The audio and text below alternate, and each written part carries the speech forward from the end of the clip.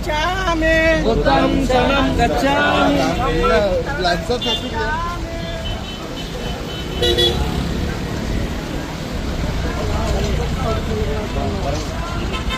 ಹಂಗೆ ಮಾಡ್ಕೊಂಡು ಹುಡುಗ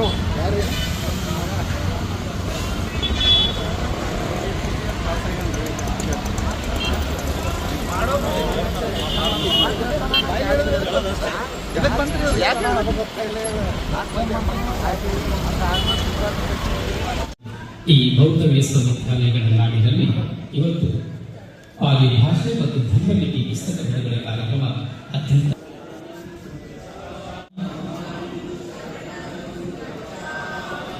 ಸಂಘಂ ಶರಣಂ ಗಚ್ಛಾಮಿ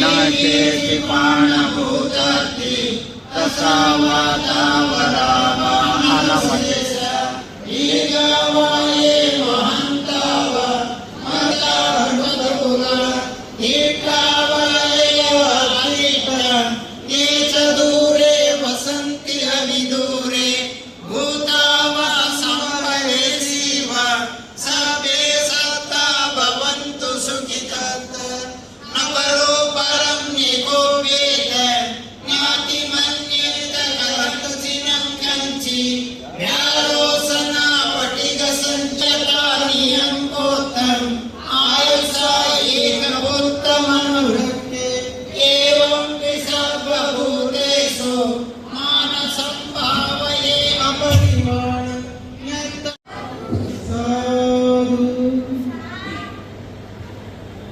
ಕಾರ್ಯಕ್ರಮಕ್ಕೆ ತಮ್ಮೆಲ್ಲರನ್ನ ಸ್ವಾಗತಿಸಿದ್ದಾರೆ.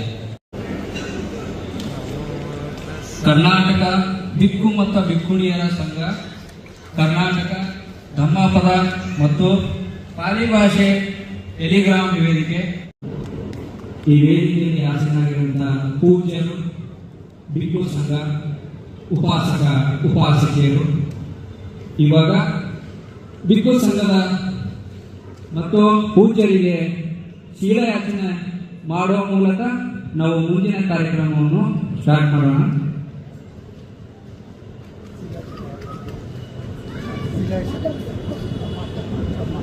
ಈ ಸುಂದರ ಕಾರ್ಯಕ್ರಮದಲ್ಲಿ ಪರಮಪೂಜ್ಯ ಬೋಧಿಸತ್ವ ಡಾಕ್ಟರ್ ಬಾಬಾ ಸಾಹೇಬ್ ಅಂಬೇಡ್ಕರ್ ಅವರ ಮೂರ್ತಿಗೆ ಬಿಕ್ಕು ಸಂಘ ಮಾಲಾರ್ಪಣೆ ಮಾಡುವ ಮೂಲಕ ಗೌರವವನ್ನು ಸಲ್ಲಿಸುತ್ತಾರೆ. ಬಂತುಜಿ ಸರ್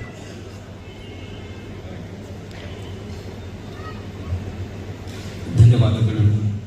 ಪೂಜ್ಯ ಅಧೀಕ್ಷಕ ಅಭಿಯಂತರು ಲೋಕೋಪಯೋಗಿ ಕಲಬುರಗಿ ಹಾಗೂ ಗಣ್ಯರು ಗೋಧಿ ರುಚಿಗೆ ನೀರನ್ನು ಹಾಕುವುದರ ಮೂಲಕ ಕಾರ್ಯಕ್ರಮ ಉದ್ಘಾಟನೆಗೊಳಿಸಲಿದ್ದಾರೆ. ಎಲ್ಲರೂ ಸಾಧು ಸಾಧು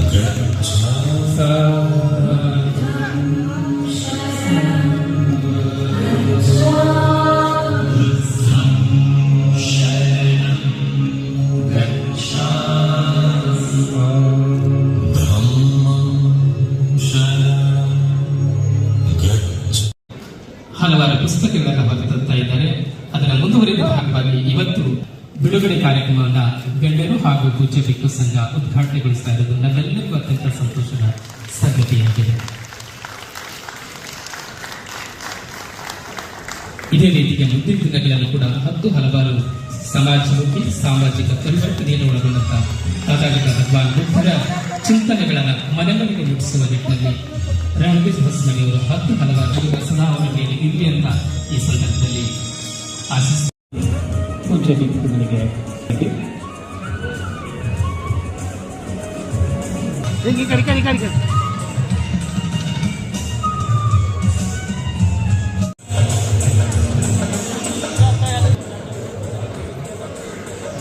ನೆನಪಿನ ಕಾಣಿಕೆ ನೀಡುವಂತ महाकारुणी शांतिभूमि भगवान गौतम बुद्ध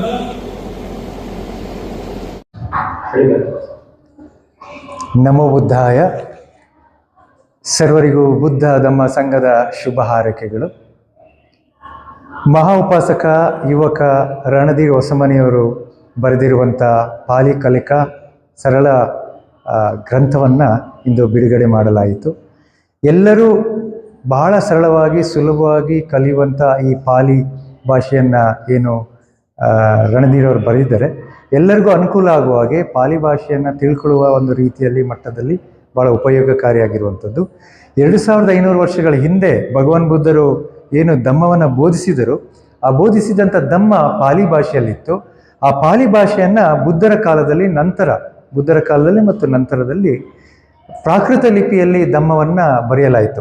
ಭಗವಾನ್ ಬುದ್ಧರು ಬೋಧಿಸಿದಂಥ ಪಾಲಿ ಭಾಷೆಯಲ್ಲಿದ್ದಂಥ ಧಮ್ಮವನ್ನು ಪ್ರಾಕೃತ ಲಿಪಿಯಲ್ಲಿ ಅದನ್ನು ಬರೆಯಲಾಯಿತು. ಅದನ್ನು ನಮ್ಮ ರಣಧೀರ್ ಹೊಸಮನಿಯವರು, ನಿಮ್ಮ ಜಿಲ್ಲೆ ಗುಲ್ಬರ್ಗ ಜಿಲ್ಲೆಯ ಹೆಮ್ಮೆಯ ಪುತ್ರ, ಇಡೀ ಭಾರತ ದೇಶದಲ್ಲಿಯೇ ಯಾರೂ ಮಾಡಲಾಗದಂಥ ಒಂದು ಸಾಧನೆಯನ್ನು ಮಾಡಿ ಪ್ರಾಕೃತ ಲಿಪಿಯನ್ನು ಸ್ವತಃ ಸನ್ನತಿಯಲ್ಲಿ ದೊರೆತಂಥ ಶಿಲಾಶಾಸನದಲ್ಲಿ ಏನು ಇವರಿಗೆ ದೊರೆಯಿತು ಅಲ್ಲಿ ಅವರು ಅಧ್ಯಯನ ಮಾಡಿ 4-5 ವರ್ಷಗಳ ಕಾಲ ಅಧ್ಯಯನ ಮಾಡಿ ಸ್ವತಃ ಪ್ರಾಕೃತ ಲಿಪಿಯನ್ನು ಕಲಿತು ಪ್ರಾಕೃತಿ ಲಿಪಿಯಲ್ಲೇ ಪಾಲಿ ಭಾಷೆನ ಹೇಗೆ ಕಲಿಯೋದು ಅನ್ನೋವಂಥದ್ದನ್ನು ಅವರು ಪುಸ್ತಕದ ರೂಪದಲ್ಲಿ ಬರೆದಿದ್ದಾರೆ.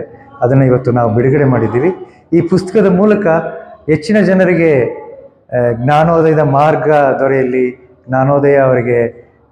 ಜ್ಞಾನೋದಯನ ಪಡೆಯುವಂಥ ಮಾರ್ಗದಲ್ಲಿ ಇದು ದಾರಿದೀಪವಾಗಲಿ ಅಂತೇಳಿ ಆಶಿಸುತ್ತಾ ಮತ್ತೊಮ್ಮೆ ಎಲ್ಲರಿಗೂ ಬುದ್ಧ ಧಮ್ಮ ಸಂಘದ ಶುಭ ಹಾರೈಕೆಗಳನ್ನ ಹೇಳ್ತಾ, ರಣಧೀರ್ ಹೊಸಮನಿಯವರಿಗೆ ನೀವೆಲ್ಲರೂ ಸಾಕಾರ ಮಾಡಬೇಕು, ಅವರಿಗೆ ಬೆನ್ನೆಲುಬಾಗಿ ನಿಂತ್ಕೊಳ್ಬೇಕು ಅಂಥೇಳಿ ನಾನು ಕೇಳ್ತೀನಿ.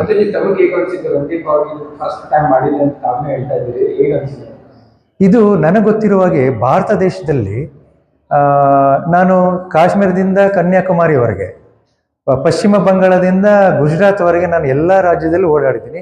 ಅಲ್ಲೆಲ್ಲ ಪಾಲಿ ಭಾಷೆಯನ್ನು ಇಂಗ್ಲೀಷ್ನಲ್ಲಿ, ರೋಮನ್ ಲಿಪಿನಲ್ಲಿ, ಬೇರೆ ಬೇರೆ ಲಿಪಿನಲ್ಲಿ ಕರೀತಾರೆ. ಆದರೆ ಪಾಲಿ ಭಾಷೆಯ ಮೂಲ ಲಿಪಿ ಇದೆಯಲ್ಲ, ಪಾಲಿ ಭಾಷೆಯ ಮೂಲ ಲಿಪಿ ಯಾವುದು ಅಂತಂದರೆ ಪ್ರಾಕೃತ ಲಿಪಿ. ಆ ಪ್ರಾಕೃತ ಲಿಪಿಯನ್ನು ಸ್ವತಃ ಓದಿ, ರಣಧೀರಿಗೆ ಯಾರು ಗುರುಗಳಿಲ್ಲ, ತನಗೆ ತಾನೇ ಗುರು, ರಣಧೀರನೇ ಗುರು, ತಾನೇ ಸ್ವತಃ ಕಲಿತು ಈ ಗ್ರಂಥವನ್ನು ಬರೆದಿದ್ದಾರೆ. ಭಾಳ ಉತ್ತಮವಾದ ಪುಸ್ತಕ. ಇದನ್ನು ವಿಶ್ವವಿದ್ಯಾನಿಲಯಗಳು ಮತ್ತು ಇತರ ಕಾಲೇಜುಗಳಲ್ಲಿ ಪಠ್ಯಪುಸ್ತಕವಾಗಿ ಪಾಲಿ ಭಾಷೆನ ಕಲಿಯೋರಿಗೆ ಅದನ್ನು ಆಯ್ಕೆ ಮಾಡ್ಕೊಳ್ಳೋದು ಉತ್ತಮವಾದದ್ದು ಅಂತ ನಾನು ಭಾವಿಸ್ಕೊಳ್ತೀನಿ. ಎಲ್ಲರಿಗೂ ನಮೋ ಬುದ್ಧಾಯ. ಇದು ಏನಂತಂದರೆ ವಿಶೇಷ, ನಾನು ಮೊದಲನೇದಾಗಿ ಎಲ್ಲ ಬಿಕ್ಕು ಸಂಘಕ್ಕೆ ಮೊದಲು ತಿವಾರ ವಂದನ ಮಾಡ್ತೀನಿ. ಯಾಕಂತಂದರೆ ಇದಕ್ಕೆ ಸ್ಫೂರ್ತಿ ಅವರ ಕಮ್ಮ ಫಲ ನನಗೆ ಬಂದಿರ್ತಕ್ಕಂಥದ್ದು. ಅವ್ರು ಕಲಿಬೇಕು ಪಾಲಿ ಕಲಿತ ಪಾಲಿ ಸಾಹಿತ್ಯದಲ್ಲೇ ಅಲ್ಲಿ ಅಮೃತ ಇದೆ. ಒಂದು ಮಾತನ್ನು ಹೇಳ್ತೀನಿ, ಬಾಬಾ ಸಾಹೇಬ್ರೊಂದು ಸಂಸ್ಕೃತ ಭಾರತದಲ್ಲಿದೆ, ಸಂಸ್ಕೃತನೆಲ್ಲ ಕಲಿತಾಗ ನಾನು ಭಾರತದ ಸಂಪೂರ್ಣ ಇತಿಹಾಸವನ್ನು ತಿಳ್ಕೊಬೇಕಂತ ಸಂಸ್ಕೃತನ ಕಲಿತರು. ಆನಂತರ ವಿದೇಶಿಗೆ ಹೋದರು ಬಾಬಾ ಸಾಹೇಬರು. ವಿದೇಶಿದಾಗ ನೋಡಿದಾಗ ಸಂಪೂರ್ಣ ಪಾಲಿ ಸಾಹಿತ್ಯನೇ ಧಮ್ಮದಲ್ಲಿದೆ, ಇಲ್ಲಿ ನಿಧಿ ಇದೆ, ಇದು ಒಂದು ಖನಿಜ, ದೊಡ್ಡ ಖನಿಜ, ಇಲ್ಲಿದಿಂದ ಎಲ್ಲ ಭಾಷೆಗೆ ಭಾಷಾಂತರಾಗಿದ್ದಂತ ತಿಳಿದು ಅವರು ಸ್ವತಃ ಪಾಲಿಯನ್ನು ಕಲಿತು ಅವರು ಡಿಕ್ಷನರಿಯನ್ನು ಬರೆದರು. ಕೆಲವು ಪಾಲಿ ಓಡುಗಳನ್ನು ಬುದ್ಧಾಂಡಿ ಧಮ್ಮದಲ್ಲಿ ಕೂಡ ಕೊಟ್ಟರು. ಗೊಂದಲ ಸೃಷ್ಟಿ ಆಗ್ತೈತಿ ಜನರಿಗೆ. ಇದು ಏನಪ್ಪ ಪರಿಹಾರ ಅಂತಂದಾಗ ಸಾರಿಪುತ್ತ ಬಂತೇಜಿ ಅವ್ರ ನನಗೆ ನೆನಪು ಬರ್ತದ. ಸಾರಿಪುತ್ತ ಬಂತೇಜಿ ಶಹಾಪುರ ಬುದ್ಧ ವಿಹಾರದಲ್ಲಿ 2007ರಲ್ಲಿ ಬಂತೇಜಿಯವರು ಎಲ್ಲಿಗೆ ಅಂತಂದರೆ ಕನಗನಹಳ್ಳಿಗೆ ಬರ್ತಾರೆ. ಅವ್ರ ಜೊತೆಗೆ ಶ್ರೀಲಂಕಾದ ಒಬ್ಬರು ಬಂತೇಜಿ ಬರ್ತಾರೆ. ಶ್ರೀಲಂಕಾದ ಬಂತೇಜಿ ಬಂದಾಗ ಆ ಬಂತೇಜಿ ಅವ್ರಿಗೆ ಪ್ರಶ್ನೆ ಮಾಡ್ತೀನಿ, ಇದನ್ನು ಓದ್ಬೋದಾ ಅಂತ ಕೇಳಿದಾಗ ಬಂತೇಜಿ ಅವರು ಒಂದು ಪ್ರಶ್ನೆ ಹಾಕ್ತಾರೆ, ಏನನ್ನದ, ಇದು ಮನುಷ್ಯ ಮಾಡಿದ ನೇಚರ್ ಮಾಡಿದ ಅಂತ ಕೇಳಿದೆ. ಮನುಷ್ಯ ಮಾಡಿದ ಬಂತೇಜಿ ಅಂದಾಗ ಅದಕ್ಕೆ ಮನುಷ್ಯ ಮಾಡಿದರೆ ಎಲ್ಲನೂ ಕೂಡ ಓದ್ಬೋದು ಅಂತೇಳಿ ನನಗೊಂದು ಧಮ್ಮಪದ ಪುಸ್ತಕವನ್ನು ಪಾಲಿಯಲ್ಲೇ ನನ್ನ ಹೆಸರನ್ನು ಬರೆದು ಕೊಡ್ತಾರೆ. ಆವಾಗ ನನಗೆ ಮೊದಲ ಇಂಪ್ರೆಸ್ ಆಗಿರ್ತಕ್ಕಂಥದ್ದು ಬಿಕ್ಕು. ಗುರು ಇಲ್ಲಂತಾರೆ, ಗುರು ಅಂತಂದ್ರೆ ನನ್ನ ಒಂದು ಭಾವಿಸ್ತೀನಿ. ಗುರು ಇಲ್ಲಲ್ಲ, ಗುರು ಕೂಡ ಅಂದಂಗೆ ಅದು. ಆ ನಂತರ ನನ್ನ ಕಲಿಕೆ ಪ್ರಾರಂಭ ಆಗಿ 2012ಕ್ಕೆ ಬಂತು. ಅಷ್ಟರೊಳಗಾಗಿ ನಾನು ಸಂಪೂರ್ಣವಾಗಿ ಆ ಪದಗಳು ಬಿಡಿಸಿದೆ, ಎಲ್ಲನ ಕಲಿತೆ. ಆದರೆ 15ರಲ್ಲಿ ಬಂದಾಗ ಜಾತಕ ಕಥೆಗಳು ಸನ್ನತಿ ಬಗ್ಗೆನೇ ಬರಿಬೇಕಂತೇಳಿ ಸನ್ನತಿದ ಒಂದು ಇತಿಹಾಸವನ್ನು ತೆಗೆದುಕೊಂಡು ಬರೆದೆ. ಬಟ್ ಆದರೆ ಎಲ್ಲರೂ ಏನಿತ್ತು ಅದರ ಬಗ್ಗೆ ಅರಿವಿರಲಿಲ್ಲ. ಅವ ಸುಳ್ಳು ಹೇಳ್ತಾ ಇದ್ದಾನೆ, ಅವ್ನು ತಪ್ಪು ಹೇಳ್ತಾ ಇದ್ದಾನೆ ಅನ್ನೋ ಒಂದು ಪರಿಜ್ಞಾನ ಬಂತು. ಆವಾಗ 2017ರಲ್ಲಿ ನಾಂದೇಡ್ ಬಿಕ್ಕು ಸಂಘ ಬರ್ತದೆ. ನಾಂದೇಡಿಂದ ಬಿಕ್ಕು ಸಂಘ ಬಂದು ಅವರು ಜಸ್ಟ್ ನೀವು ಹೇಳ್ತಿರ್ತಕ್ಕಂಥ ಎಲ್ಲನ ಸತ್ಯ, ನೀವು ಹೇಳ್ತಿರ್ತಕ್ಕಂಥ ಕರೆಕ್ಟ್ ಆಗಿದೆ ಅಂತ ಹೇಳ್ತಾರೆ. ಬಂತೆ ಹಿಂಗೆ ಹೇಳ್ತಿದ್ದೀರಿ ನೀವು, ಆದರೆ ನಮಗೂ ಎಲ್ಲ ನೀವು ತಪ್ಪಿದೆ, ನೀವು ಏನು ಹೇಳ್ತಾ ಇದ್ದೀರಿ ಅಂತಿದ್ದಾರೆ. ಇದಕ್ಕೆ ಪರಿಹಾರ ಏನು, ನಿನ್ನಲ್ಲೇ ದೋಷ ಇದೆ ಅಂದ್ರೆ, ಅರೆ ಬಂತೇಜು ಕೂಡ ನನ್ನಲ್ಲೇ ದೋಷ ಇದೆ ಅಂತಾರಲ್ಲಪ್ಪ, ನನ್ನ ಏನು ಮಾಡಬೇಕು ಅನ್ನೋದೊಂದು ಯೋಚನೆ ಹೊಡಿತು. ಆವಾಗ ನನಗೆ ಅರಿವಿಗೆ ಬಂದದ್ದು, ಇವ್ರಿಗೆ ಓದಂಗೆ ಮಾಡಿದಾಗ ತನ್ನನ್ನು ತಾನೇ ಆಟೋಮೆಟಿಕ್ ಎಲ್ಲ ಬರ್ತದಂತೇಳಿ ಪಾಲಿ ಕೈಪಿಡಿಯನ್ನು ಸ್ಟಾರ್ಟ್ ಮಾಡಿದೆ. ಆ ಕೈಪಿಡಿ ಸ್ಟಾರ್ಟ್ ಮಾಡಬೇಕಾದ್ರೆ 2009ರಿಂದ 2021ರವರೆಗೆ ನಿರಂತರ ನಡೆದಿರ್ತಕ್ಕಂಥದ್ದು. ಅವಾಗ ಕಂಪ್ಲೀಟ್ ಆಗಿರ್ತಕ್ಕಂಥದ್ದು. ಆನಂತರ ಮಹಾಬೋಧಿ ಸೊಸೈಟಿ 2022ರಲ್ಲಿ ಬಿಡುಗಡೆ ಮಾಡ್ತದ.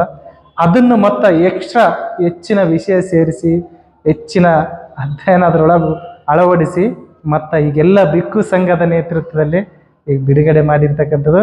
ಈಗೇನಿಲ್ಲ, ಯಾವುದು ಎಲ್ಲನೂ ಕೂಡ ಓದ್ಬೋದು, ಯಾರಿಗೇನು ಗೊಂದಲ ಆಗಲ್ಲ. ಗೊಂದಲ ಇಲ್ಲದೆ ಇಂದಿನ ನಮ್ಮ ಪೂರ್ವಜರ ಮಾತುಗಳನ್ನು ನಾವು ಆಡ್ಬೋದು ಅಂತ ಹೇಳ್ತಾ ಈ ಎಲ್ಲ ಬಿಕ್ಕು ಸಂಘಕ್ಕೂ ಮತ್ತು ಎಲ್ಲ ಉಪಾಸಕರಿಗೂ ನಮ್ಮ ಬುದ್ಧಾಯ. ಸಾಧು ಸಾಧು ಸಾಧು. तथागत महाकाव्य शास्त्रमुनि भगवान गौतम बुद्ध ಗಣಿತದವರು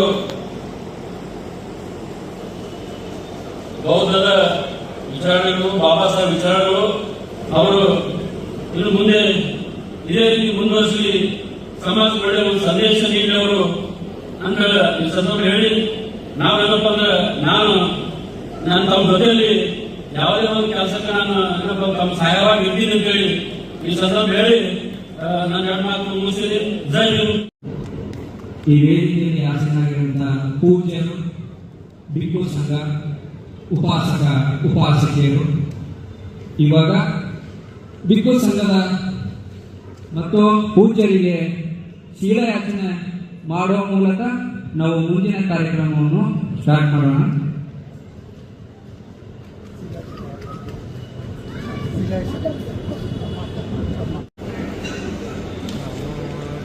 ಕರ್ನಾಟಕ ಬಿಕ್ಕು ಮತ್ತು ಬಿಕ್ಕುಣಿಯರ ಸಂಘ, ಕರ್ನಾಟಕ ಧಮ್ಮಪದ ಮತ್ತು ಪಾಲಿ ಭಾಷೆ ಟೆಲಿಗ್ರಾಮ್ ವೇದಿಕೆ